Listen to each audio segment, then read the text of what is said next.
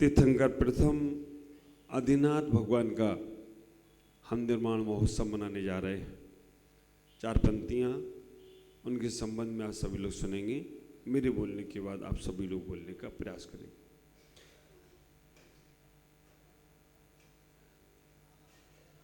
आदि प्रभु आदिश्वर आदिनाथ कहते हैं,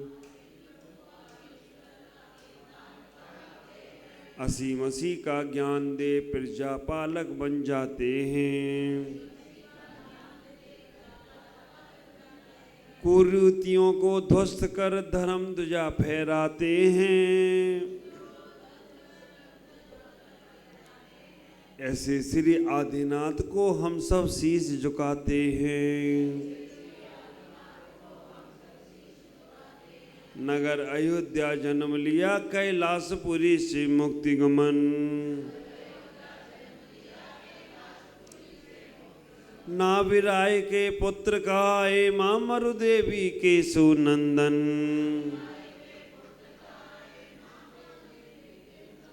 वैल विषव का चिन्ह है प्यारा वर्ण स्वर्ण सा है कुंदन। ऐसे प्रथम श्री आदिनाथ को हम सब का सत सत वंदन। आदिनाथ भगवान को वंदन करते हुए, नमन अर्चन और पूजन करते हुए, आज हमारा जो जैन धर्म इतना शाश्वत है, हम लोग बोलते हैं कि प्रथम तीर्थंकर श्री आदिनाथ भगवान की जय। क्या हमारा जैन धर्म तीर्थंकर आदिनाथ से ही प्रारंभ हुआ है? आप विचार करके रखना, हमारा ये जैन धर्म सनातन है, अनादि अनिदन जैन धर्म है। लेकिन हम लोगों की धारणाओं में, हम लोगों की मानसिकताओं में केवल इतना ही बना है कि आदिनाथ से हमारा ये धर्म प्रारंभ हुआ है और महावीर पर तीर्थंकर हमारे बंद हो गए। जैनियों को तो ये मालूम है कि तीर्थंकर आदिनाथ से शुरू हुआ है, लेकिन अदर समाज को मालूम है कि आज जैनियों का धर्म 2500-2600 निर्वाण महोत्सव उतना ही है, क्योंकि वो भगवान महावीर से ही धर्म की शुरुआत मानते हैं। अगर हम अपने जीवन में भगवान महावीर से धर्म की शुरुआत मानेंगे तो हमारा धर्म बहुत नया मालूम पड़ेगा और हम भगवान महावीर से ही अपनी परंपरा जैन संप्रदाय की उत्पत्ति मानी जाएगी। जैन धर्म के इतिहास को समझने का प्रयास करो।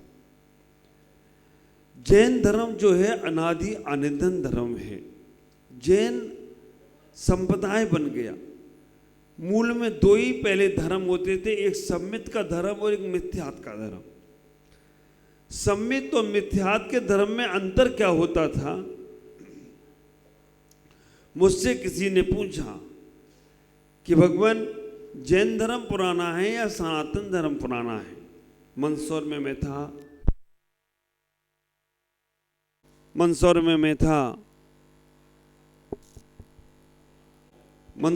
था तो हमारे विजय पंडित जी हैं, उनका बेटा है।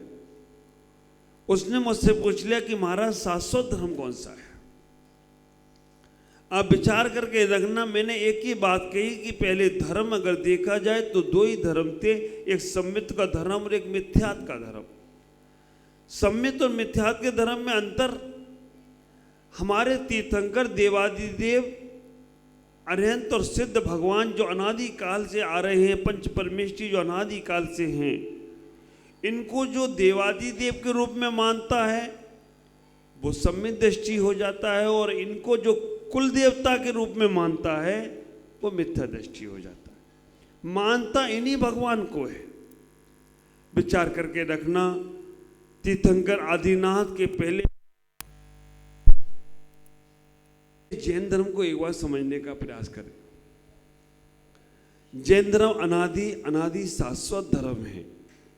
हम इन देवादि देव को अरहंत के रूप में मानते हैं तो हमारा धर्म सम्मित में हो जाता है, और हम इनको कुल देवता मानते हैं तो ये हमारा धर्म मिथ्यात्म हो जाता है। मानना एक ही को है। अनादि काल से त्रिकाल 24 आती जा रही है। अनादि काल से हमारा जैन धर्म शाश्वत था, शाश्वत है, शाश्वत ही रहेगा। हम भूतकाल के तीर्थंकरों को भी नमस्कार करते हैं और भविष्य काल के तीर्थंकरों को भी नमस्कार करते हैं। अभी ये जो काल चल रहा है, काल की व्यवस्था अगर अपन देखें तो उत्सर्पणी काल और अवसर्पणी काल। उत्सर्पणी काल में सब कुछ बढ़ता बढ़ता होता है, अवसर्पणी काल में सब कुछ घटता घटता होता है। अभी कौन सा काल चल रहा है? अवसर्पणी काल। और अवसर्पणी काल के साथ क्या जुड़ा हुआ है? हुंडा अवसर्पणी काल।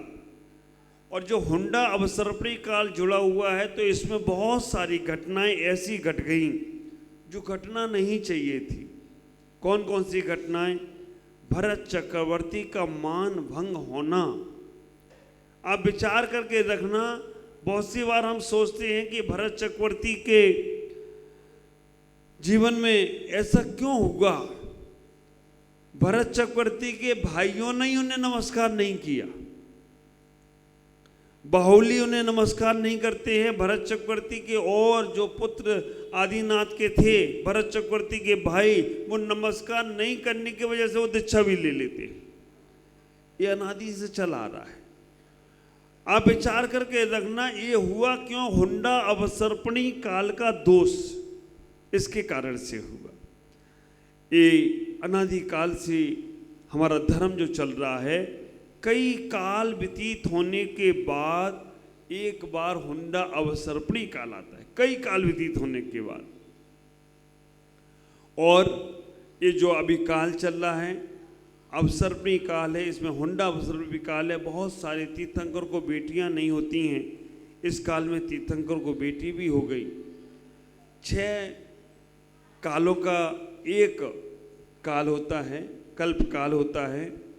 सबसे पहला काल था सुखमा सुखमा काल, उसके बाद आया दूसरे नंबर पर सुखमा काल, तीसरे नंबर पे काल आया सुखमा दुखमा काल। इसी तीसरे काल में तीर्थंकर का जन्म हुआ।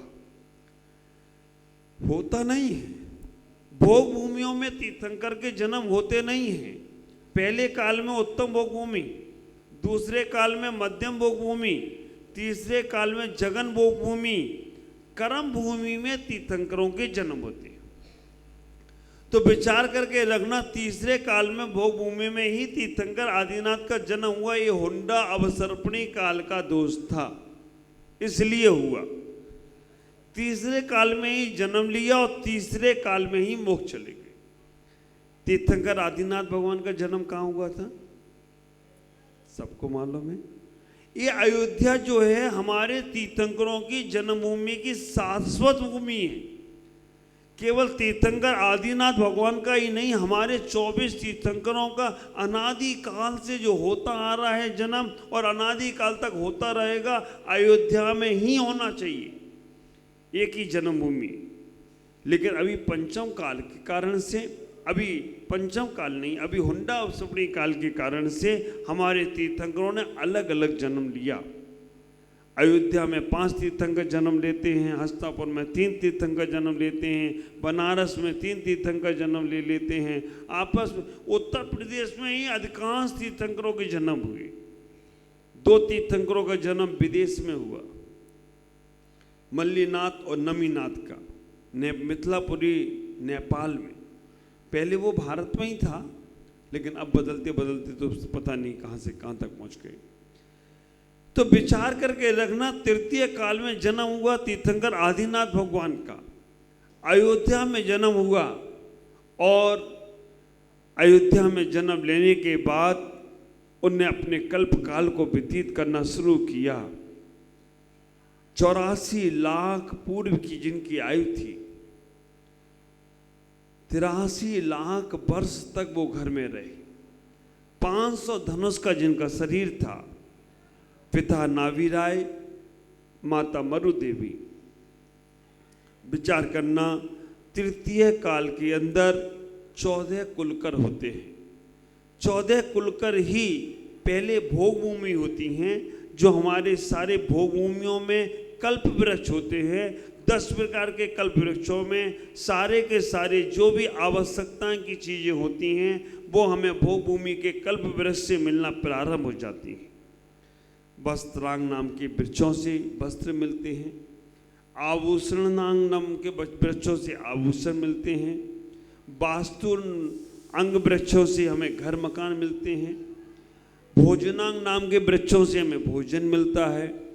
आप विचार करना, जो भी चाहिए वहाँ वृक्षों से मिलता था, लेकिन धीमे धीमे धीमे धीमे उन वृक्षों का प्रभाव कम होने लगा, और वृक्षों का प्रभाव कम होने लगा तो हमारे सूर्य और चंद्रमा दिखने लग गए। ज्योतिरांग नाम के जो कल्प वृक्ष थे उनका इतना प्रकाश था कि सूर्य चंद्रमा का प्रकाश भी उनके सामने फीका पड़ता था। धीमे धीमे भोजनांग नाम के वृक्ष कम हुए तो हमें खेती करने का मौका मिला, क्योंकि भोगों के वृक्ष जहाँ से खाने पीने की सामग्री मिलती थी वो कम होती चली गई। आखिरकार आखिरी में जब नाभिराय जन्म हुए, भोग भूमि में जो जीव जन्म लेता है वो युगलिया होता है। युगलिया का मतलब आप समझते हैं, जोड़े से जन्म लेते हैं। और ऐसी वहाँ की व्यवस्था है। ये जैन आगम में क्यों बताना चाहता हूँ, आपको अपना जैन सिद्धांत समझ में तो आए कम से कम, नहीं तो हम बाहर की चीज़ों को समझ लेते हैं और जैन दृष्टि को नहीं समझ पाते हैं कि जैन धर्म कितना शाश्वत है। ख्याल करना, युगलिया जन्म लेते हैं और माँ बाप ने जन्म देने के बाद उबासी आती है माँ को, पिता को छींक आती है और वो मृत्यु को प्राप्त हो जाते हैं। जो बच्चे छोटे छोटे जन्म लिए वो 49 दिन में युवा हो जाते हैं। 7 दिन के 7 पखवाड़े वो निकालते हैं, 49 दिन में युवा हो जाते हैं। माता पिता तो जन्म लेते ही, बच्चों को जन्म देते ही माता पिता मृत्यु को प्राप्त हो जाते हैं। और जो बच्चे जन्म लेते हैं वो युवा हो जाते हैं, और युवा होने के बाद वो भाई बहन की तरह नहीं रहते, वो ही पति पत्नी की तरह रहते हैं। और फिर अंतिम समय जब आता है फिर वो बच्चों को जन्म देते हैं और फिर वो मरण को प्राप्त होते हैं। एक एक जोड़े के लिए एक एक नगर बसा है।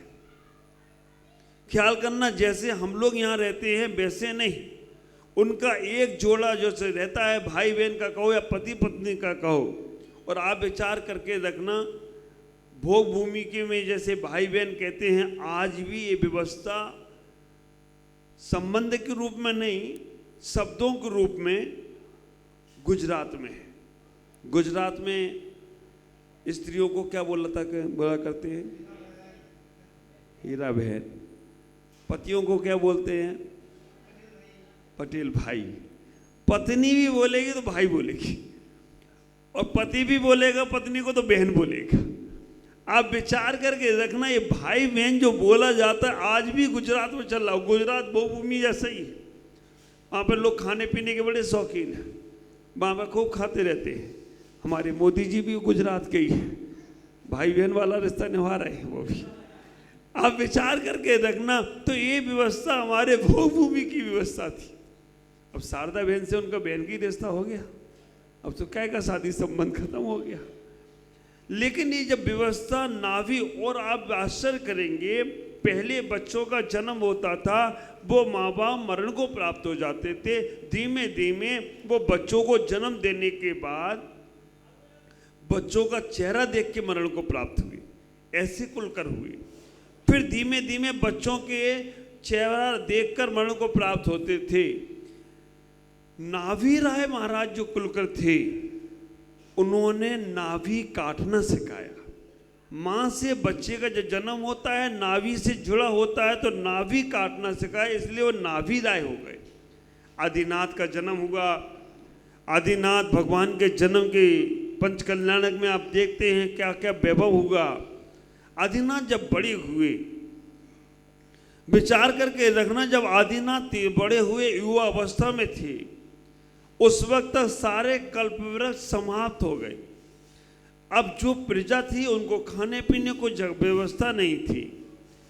उनकी रक्षा आदि करने की व्यवस्था नहीं थी, क्योंकि पशुओं को भी खाने पीने की व्यवस्था नहीं थी। आखिरकार आदिनाथ भगवान ने उन सबको जीवन जीना सिखाया।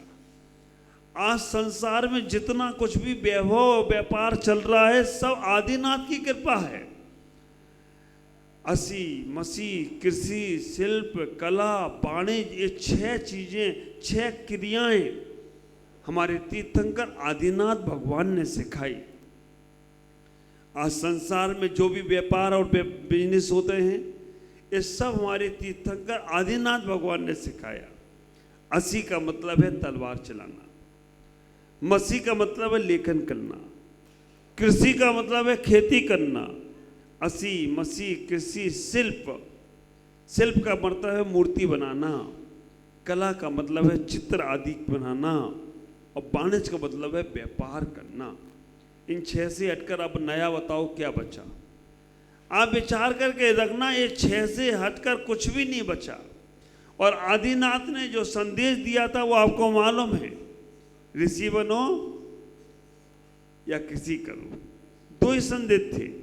और ये 2 संदेशों को बाद में जय जवान जय किसान, ये भी संदेश दिया गया। तो हमें विचार करना, आदिनाथ भगवान ने जो 6 क्रियाएं सिखाई, उनसे ही पूरा विश्व संचालित हो रहा है। जो कुछ भी संसार में आज चल रहा है वो उन्हीं से हो रहा है। बाद में अन्य धर्म, जो आदिनाथ के पुत्र, जब भगवान आदिनाथ को वैराग हुआ, 83 लाख आयु बीतने के बाद उनका जन्म दिवस था, और जन्म दिवस पर नीलांजना नृत्य करने के लिए आई। नीलांजना की मृत्यु हुई और दूसरी नीलांजना आ गई।